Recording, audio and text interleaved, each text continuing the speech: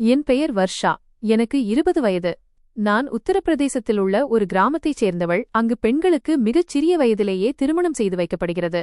திருமணத்தைப் பற்றி என் மனதில் எப்போதும் ஒரு பெரிய பயம் இருந்து கொண்டே இருந்தது. ஏனென்றால் புகுந்த வீட்டைப் பற்றி நான் பலவிதமான வதந்திகளை கேள்விப்பட்டிருந்தேன். மாமியார் தன் மருமகளை நிம்மதியாக வாழ விடமாட்டாள் என்றும், நாத்தனார்கள் தன் அண்ணி மகிழ்ச்சியாக இருப்பதை பொறுத்துக்கொள்ள மாட்டார்கள் என்றும், அவர்கள் அண்ணியின் வாழ்க்கையை நரகமாக்கி விடுவார்கள் என்றும் நான் கேள்விப்பட்டிருந்தேன். வரதட்சணை ஆசையினால் மாமியாரும் நாத்தனாரும் சேர்ந்து மருமகளை அவள் பிறந்த வீட்டிற்கே திருப்பி அனுப்பிவிடுவார்கள் என்று கூட நான் பலமுறை கேட்டிருக்கிறேன். சிறுவயதிலிருந்தே புகுந்த வீடு என்பது மிகவும் ஆபத்தான இடம் என்றும், அங்கு ஒவ்வொரு அடியையும் மிக எச்சரிக்கையாக எடுத்து வைக்க வேண்டும் என்றும் என் மனதில் பதிய வைக்கப்பட்டிருந்தது. ஆனால் என் புகுந்த வீட்டிற்கு வந்த பிறகுதான் உலகில் எல்லாரும் ஒரே மாதிரி இருப்பதில்லை என்பது எனக்கு புரிந்தது. என் புகுந்த வீட்டினர் மிகவும் நல்லவர்களாக தெரிந்தார்கள். என் மாமியார் என்னிடம் திருமணத்தின் ஆரம்ப நாட்களில் என் கணவருடன் அதிக நேரத்தை செலவிடுமாறும், அதன் பிறகு வாழ்நாள் முழுவதும் அவர்களுடன்தானே இருக்கப் போகிறாய் என்றும் அன்பாக கூறினார்கள். என் கணவர் அர்ஜுன் ஒரு மிகச்சிறந்த மனிதர். அவர் என் மீது மிகுந்த அக்கறை காட்டினார். ஆனால் நாட்கள் செல்லச் செல்ல நான் என் அறையை விட்டு வெளியே வர ஆரம்பித்தபோது அங்கிருந்த காட்சிகள் எனக்கு மிகவும் விசித்திரமாகவும் அதிர்ச்சியாகவும் இருந்தன. இது எப்படி சாத்தியம் என்று நான் வியந்து போனேன். வீட்டில் உள்ள மற்ற அனைவரும் மிகச்சிறந்த உணவை உண்டு விலை உயர்ந்த ஆடைகளை அணிந்து வந்தனர். ஆனால் வீட்டின் மூத்த தலைவரான என் மாமனார் மட்டும் 2 நாள் பழைய உணவை உண்டு வந்தார். திருமணம் முடிந்து ஒரு வாரம் கழித்து முதல் முறையாக நான் எல்லாரோடும் சேர்ந்து சாப்பிட அமர்ந்தேன். அனைவரும் ஒன்றாக அமர்ந்து உணவு உண்டு கொண்டிருந்தார்கள். அப்போது என் மாமியார் பின்னால் இருந்த ஒரு கட்டிலில் ஒரு தட்டில் உணவை வைத்து என் மாமனாருக்கு கொடுத்தார். அதை பார்த்து நான் அதிர்ந்து போனேன். மிகவும் துர்நாற்றம் வீசும் ரொட்டியுடன் 3-4 நாட்களுக்கு முன்பு மிஞ்சிய உணவு அவருக்கு முன்னால் வைக்கப்பட்டிருந்தது. என் மாமனாரின் வாடிய முகத்தை பார்த்தபோது எனக்கு மிகவும் வேதனையாக இருந்தது. என் புகுந்த வீட்டினர் இவ்வளவு படித்தவர்களாகவும் நல்லவர்களாகவும் இருந்தும் என் மாமியார் ஏன் என் மாமனாருடன் இப்படி நடந்து கொள்கிறார் என்பது எனக்கு புரியவில்லை. அவரோ எந்த புகாரும் செய்யாமல் அமைதியாக அந்த உணவை சாப்பிட்டார். அதைப் பற்றி யாரும் எதுவும் பேசவும் இல்லை. ஆனால் அடுத்த நாள் மதிய உணவின் போதும் மீண்டும் அதேபோல் மாமனார் பழைய உணவை உண்பதைக் கண்டேன். மற்ற அனைவரும் சூடான புதிய உணவை சாப்பிட்டுக் கொண்டிருக்கும்போது ஏன் எல்லா பழைய உணவுகளும் என் மாமனாருக்கு மட்டும் கொடுக்கப்படுகிறது என்று எனக்கு தோன்றியது. ஒருவேளை அவருக்கு பழைய உணவுதான் பிடிக்குமோ என்று கூட நினைத்தேன். ஆனால் அவர் முகத்தை பார்த்தபோது அவர் மிகவும் கட்டாயத்தின் பேரில் கஷ்டப்பட்டு அந்த உணவை சாப்பிடுகிறார் என்பது புரிந்தது. அங்கிருந்த மற்ற குடும்ப உறுப்பினர்களை நான் கவனித்தேன். என் 2 நாத்தனார்கள், ஒரு கொழுந்தன் மற்றும் என் மாமியார். அவர்கள் அனைவரும் எதைப் பற்றியும் கவலைப்படாமல் நிம்மதியாக சாப்பிட்டுக் கொண்டிருந்தார்கள். தங்கள் தந்தை துர்நாற்றம் வீசும் உணவைச் சாப்பிடுகிறார் என்பது பற்றி எவருக்கும் எந்த கவலையும் இல்லை. ஆனால் என் வீட்டில் நிலைமை அப்படியே நேர்மாறாக இருந்தது. என் அம்மா எப்போதும் நல்ல உணவை முதலில் அப்பாவுக்குத்தான் வைப்பார். அப்பா சாப்பிட அமரும்போது நாங்கள் அனைவரும் அவருக்கு மிகுந்த மரியாதை கொடுப்போம். நானும் என் சகோதரர்களும் முதலில் அப்பாவிற்கு பரிமாறிவிட்டுதான் அதன் பிறகு நாங்கள் சாப்பிடுவோம். எங்கள் வீட்டில் அத்தகைய ஒரு சூழல் இருந்தது.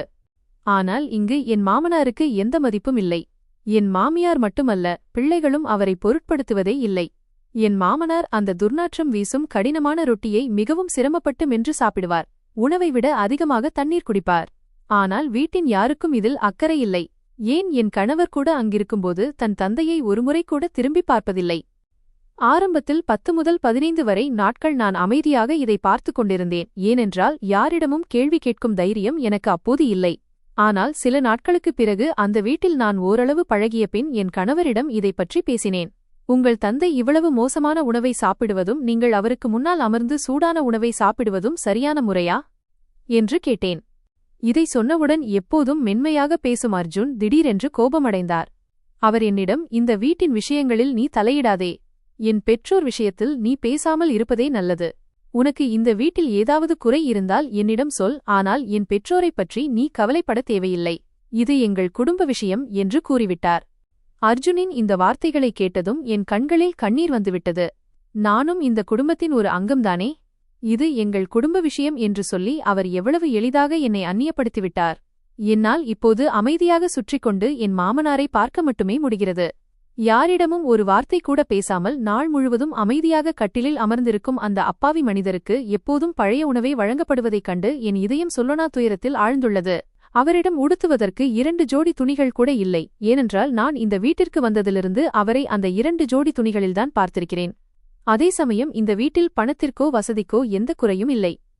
நான் இனி அமைதியாக இருக்கப் போவதில்லை என்றும் என் நாத்தனார்களிடம் இதைப்பற்றி பேசுவேன் என்றும் முடிவு செய்தேன். மகள்கள் பொதுவாக தந்தையின் செல்லமாக இருப்பார்கள். அவர்களுக்கு தந்தையின் மீதுதான் அதிக அன்பு இருக்கும். ஆனால் அவர்களின் தந்தையிடம் அவர்களின் தாயின் நடத்தை இந்த அளவிற்கு மோசமாக இருந்தது. வீட்டின் பெரியவராக இருந்தும் அவருக்கு சரியாக உணவு கூட வழங்கப்படுவதில்லை. அதே சமயம் ஒரு விஷயம் என்னை வியப்படைய செய்தது. என் மாமியார் என்னிடம் காட்டும் அன்பு மிகவும் ஆச்சரியமாக இருந்தது. நான் அந்த வீட்டின் மருமகளாக இருந்தும் அவர் எனக்கு சிறந்த உணவுகளையும் பழங்களையும் முதலில் என்னிடம் கேட்டுத்தான் கொடுப்பார். ஆனால் தன் கணவரிடம் மட்டும் அவர் ஏன் இப்படி நடந்து கொள்கிறார்? ஒவ்வொரு விஷயத்திற்கும் அவர் என் மாமனாரை சீறுவதும் தரக்குறைவாக பேசுவதுமாக இருந்தார். அவருக்கு துர்நாற்றம் வீசும் உணவை கொடுப்பதோடு உடுத்துவதற்கு ஒரு நல்ல உடை கூட அவரிடம் இல்லை. எல்லாவற்றையும் விட பெரிய அதிர்ச்சி என்னவென்றால், என் நாத்தனாருக்கு வரன் திருமணப் பேச்சு வந்தபோது என் மாமியார் என் மாமனாரை வீட்டை விட்டு வெளியே அனுப்பிவிட்டார். மாப்பிள்ளை வீட்டார் வந்து செல்லும் வரை அவர் வீட்டில் இல்லை. என் நாத்தனாரின் திருமண நிச்சயதார்த்தமும் முடிந்தது. ஆனால் என் மாமியார் அவர்களை என் மாமனாரை சந்திக்கவே விடவில்லை. பேச்சுவாக்கில் ஒருமுறை நான் என் மாமியாரிடம், ரூஹியின் புகுந்த வீட்டினர் இன்னும் மாமனாரை சந்திக்கவில்லையே என்று கேட்டேன். இதை கேட்டவுடன் என் மாமியார் என்னை ஒரு விசித்திரமான பார்வையில் பார்த்துவிட்டு, ரூஹிக்கு திருமணம் முடிவாகிவிட்டது, கல்யாணம் நடக்கப் போகிறது. திருமணத்தன்று உன் மாமனார் அவர்களை பார்த்துக் கொள்வார் என்று கூறினார். ஒரு பெண்ணின் தந்தை திருமணத்தன்றுதான் தன் வருங்கால மருமகனை பார்ப்பார் என்பது எனக்கு மிகுந்த வியப்பை அளித்தது.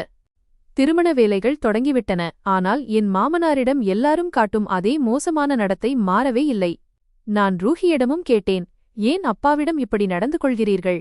நீங்கள் ஏன் எதுவும் கேட்பதில்லை என்று. அதற்கு ரூஹி எனக்கு அளித்த பதில் என் கணவர் அர்ஜுன் அளித்த அதே பதில்தான்.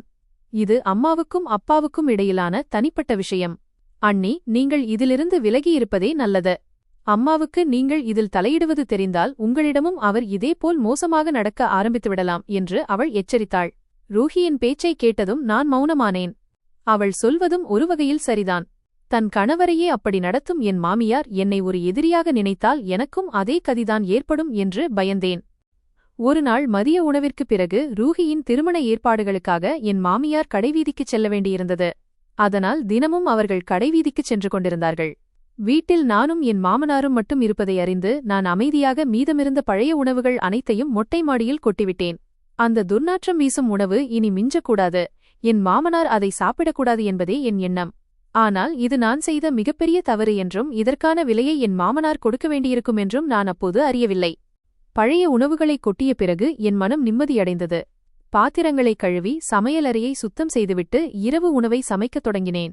என் மாமியார் ரூஹியையும் என் இளைய நாத்தனாரையும் அழைத்துக் கொண்டு கடைவீதிக்குச் சென்றிருந்தார். அவர்கள் வருவதற்கு முன்பே நான் இரவு உணவை சமைத்து வீட்டை சுத்தப்படுத்திவிட்டேன். இன்று என் மாமனாருக்கு வீட்டில் அனைவருக்கும் சமைக்கப்பட்ட அதே நல்ல உணவுதான் கிடைக்கும் என்று நான் நம்பினேன். ஏனென்றால் பழைய உணவு என்று கொடுக்க எதுவுமே மிஞ்சவில்லை. ஆனால் இரவு உணவின் போது என் கண்கள் அதிர்ச்சியில் விரிந்தன. என் மாமியார் என் மாமனாருக்கு உணவை பரிமாறுவதை பார்த்தபோது என் தொண்டையில் ஒரு பருக்கை கூட இறங்கவில்லை. நான் அமைதியாக எழுந்து என் அறைக்குச் சென்றுவிட்டேன்.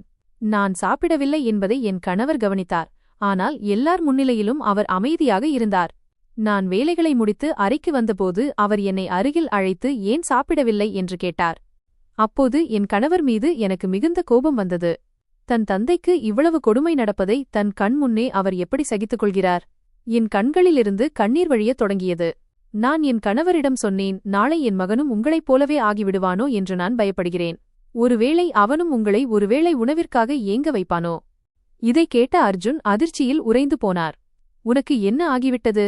ஏன் இப்படி பேசுகிறாய்? என் பிள்ளைகள் ஏன் என்னிடம் இப்படி நடப்பார்கள் என்று கேட்டார்.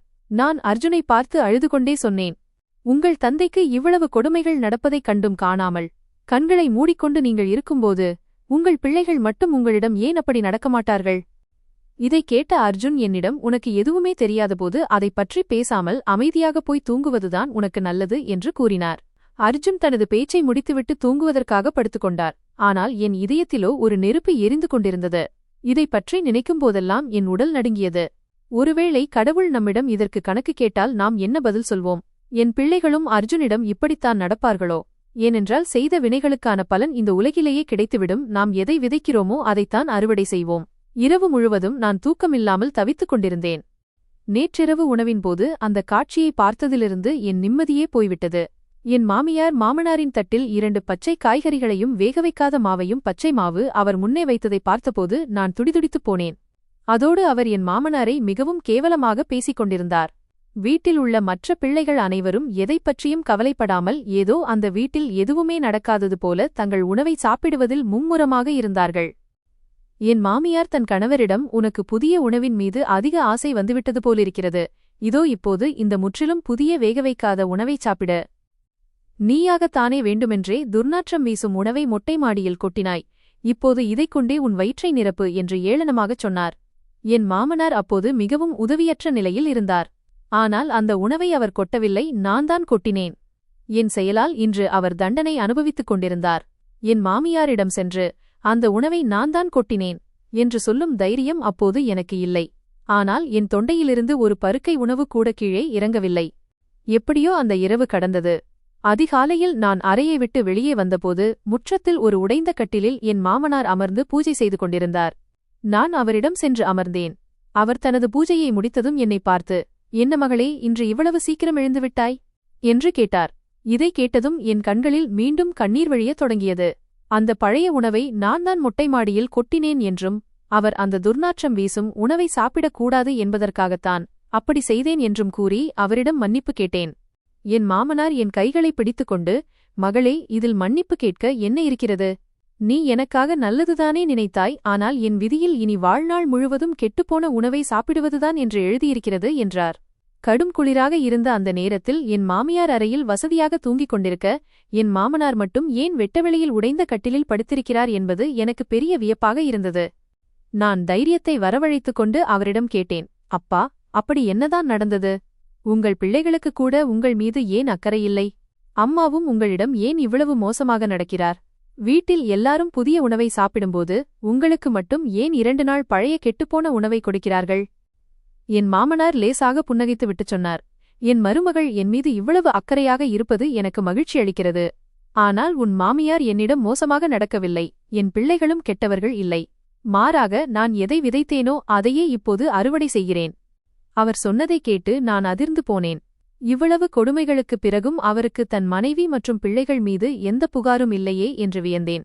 குளிரில் நடுங்கிக் கொண்டிருந்த அந்த அதிகாலை நேரத்தில் நான் என் போர்வையை போர்த்திக் கொண்டு அவர் அருகில் அமர்ந்திருந்தேன். அப்போது அவர் மெதுவாக தனது கடந்த காலத்தை சொல்லத் தொடங்கினார். அதை கேட்டபோது என் உடம்பே சிலிர்த்து போனது. என் மாமனார் சொன்னார், அவளுக்கும் என் மாமியார் எனக்கும் திருமணம் நடந்தபோது எங்கள் இருவருக்கும் இடையே வயது வித்தியாசம் மிக அதிகமாக இருந்தது. என் மனைவிக்கு அப்போது வெறும் 16 வயது, எனக்கோ 32 வயது. என் தாய் வேண்டுமென்றே எனக்கு தாமதமாக திருமணம் செய்து வைத்தார். ஏனென்றால் அந்த வீட்டில் சம்பாதிக்கும் ஒரே நபர் நான்தான். எனக்கு 6 சகோதரிகள் இருந்தனர். என் அம்மா முதலில் என் வருமானத்தைக் கொண்டு ஒரு வீட்டைக் கட்டி என் 6 சகோதரிகளின் திருமணத்தையும் முடித்த பிறகுதான் எனக்கு திருமணம் செய்து வைத்தார். என் அம்மா வேண்டுமென்றே ஒரு சிறு வயது பெண்ணை தேடி எனக்கு திருமணம் செய்து வைத்தார். அப்போதுதான் அவளை அடக்கி ஆள முடியும் என்று அவர் நினைத்தார். அவர் மேலும் தொடர்ந்தார், திருமணம் முடிந்து என் மனைவி இந்த வீட்டிற்கு வந்த முதல் நாளிலிருந்தே அவள் என் தாய்க்கு ஒரு வேலைக்காரியாக மாறிப்போனாள். என் தாய் அவளுக்கு சரியாக சோறு கூட போட மாட்டார். வீட்டில் சமைக்கும் நல்ல உணவுகளையெல்லாம் தன் மகள்களின் என் சகோதரிகளின் வீட்டிற்கு அனுப்பிவிடுவார். என் மனைவிக்கு எப்போதுமே மிஞ்சிய மற்றும் கெட்டுப்போன உணவே கிடைக்கும். ஆனால் அவள் ஒருமுறை கூட எதிர்த்து பேசவில்லை. இதையெல்லாம் கண்டும் நான் என் தாய்க்காக மௌனமாக இருந்துவிட்டேன். என் மனைவிக்கு 17 வயதிலேயே அர்ஜுன் பிறந்தான். அவளுக்கு சரியான உணவு கிடைக்காததால் அவள் உடல்நிலை மிகவும் மோசமடைந்தது. ஆனாலும் வீட்டின் அத்தனை வேலைகளையும் அவளே செய்ய வேண்டியிருந்தது.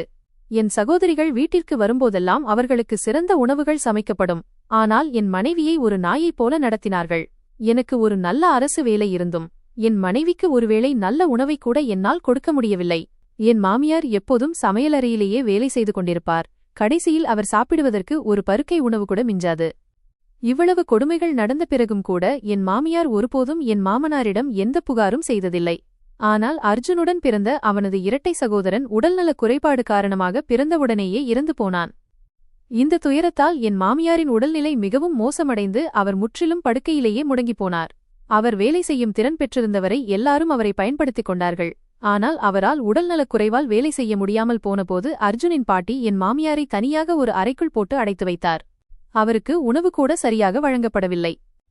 என் மாமனாரின் 6 சகோதரிகளும் அவருடைய சம்பாத்தியத்தில் சுகபோகமாக வாழ்ந்து கொண்டிருந்தார்கள். ஆனால் அவரது சொந்த மனைவி மட்டும் நாள் முழுவதும் பசியுடன் வாடினார்.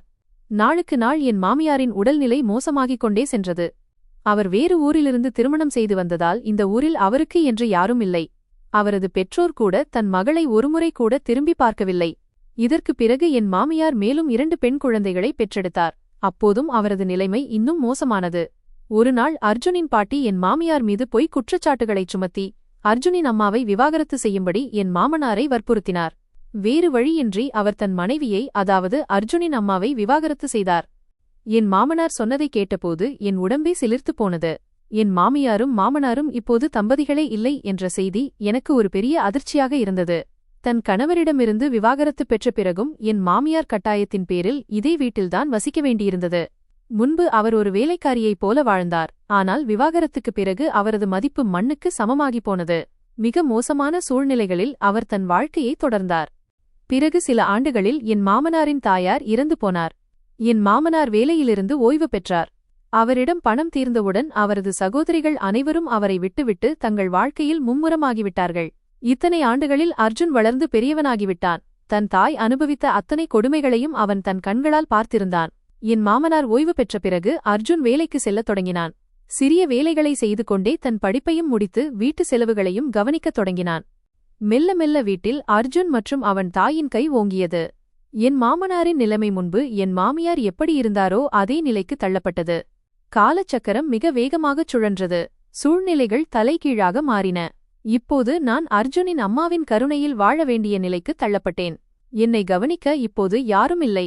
நாங்கள் விவாகரத்து பெற்றுவிட்டோம். ஆனாலும் அவள் இதே வீட்டில்தான் இருக்கிறாள்.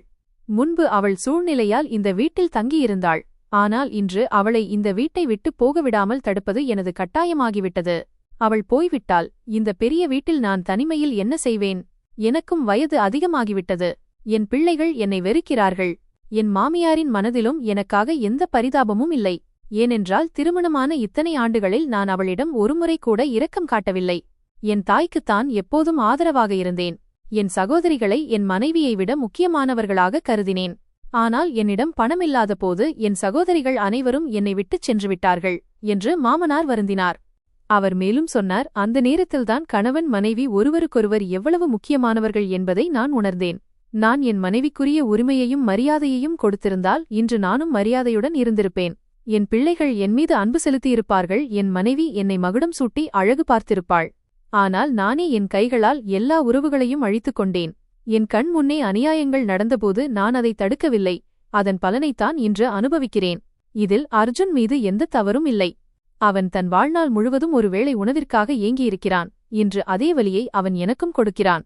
ஒருவேளை இவ்வாறு துன்பப்படுவதால் எனக்கு மன்னிப்பு கிடைக்குமோ என்ற நம்பிக்கையில்தான் நான் இதையெல்லாம் பொறுத்துக் கொள்கிறேன். தன் வாழ்நாள் கதையைச் சொல்லி முடித்துவிட்டு என் மாமனார் மௌனமானார். ஆனால் என் கண்களிலிருந்து கண்ணீர் நிற்காமல் வழிந்து கொண்டிருந்தது. என் மாமியார் என்னிடம் ஏன் இவ்வளவு அன்பாக நடக்கிறார் என்பது இப்போதுதான் எனக்கு புரிந்தது.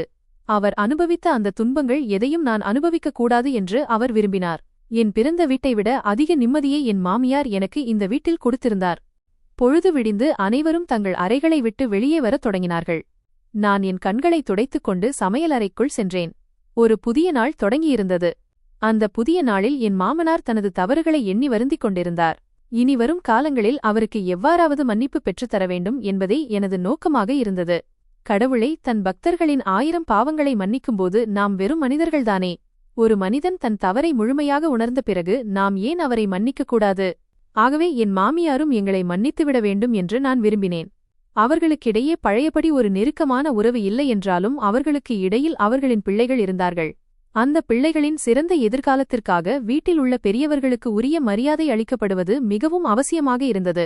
ஆனால் எல்லாவற்றையும் அறிந்திருந்தும் என்னால் அமைதியாக பார்த்துக் கொண்டிருப்பது மிகவும் கடினமாக இருந்தது. இளமை காலத்தில் தன் மனைவிக்கு தரவேண்டிய மரியாதையையும் உரிமையையும் தராத கணவர்கள் முதுமையில் தனிமையையும் அவமானத்தையும் சந்திக்க நேரிடும் என்பது ஒரு நிதர்சனமான உண்மை. நான் சொன்ன வார்த்தைகள் என் கணவரின் இதயத்தில் இவ்வளவு ஆழமாக பதிந்துவிடுமென்றும் தன் தந்தைக்காக அவர் மனம் இவ்வளவு சீக்கிரம் இறங்கி வருமென்றும் நான் எதிர்பார்க்கவில்லை. இப்போது எல்லாவற்றையும் விட மிக கடினமான காரியம் என் மாமியாரை சம்மதிக்க வைப்பதாக இருந்தது. அந்த முயற்சியில் என் கணவர் எனக்கு முழுமையாக ஆதரவளித்தார். இறுதியில் தன் தந்தைக்கு அந்த வீட்டில் மீண்டும் ஒரு கௌரவமான இடத்தை பெற்றுத் தருவதில் அவர் வெற்றி பெற்றார். உங்கள் கருத்துப்படி உண்மையை அறிந்த பிறகு என் மாமனாருக்கு உரிய மரியாதையை பெற்றுத்தந்து நான் செய்தது சரியா? அல்லது அவரை அவர் போக்கிலேயே அப்படியே விட்டிருக்க வேண்டுமா? ஏனென்றால் ஒரு காலத்தில் அவரது தவறுகளால் ஒருவர் மட்டுமல்ல, ஒரு முழு குடும்பமே சொல்லொணா துயரத்திற்கு ஆளாகியிருந்தது. நண்பர்களே, எங்கள் கதை உங்களுக்கு பிடித்திருக்கும் என்று நம்புகிறேன். இந்த கதை உங்களுக்கு பிடித்திருந்தால் வீடியோவை லைக் செய்யுங்கள். சேனலுக்கு புதியவர் என்றால் மறக்காமல் சேனலை சப்ஸ்கிரைப் செய்யுங்கள்.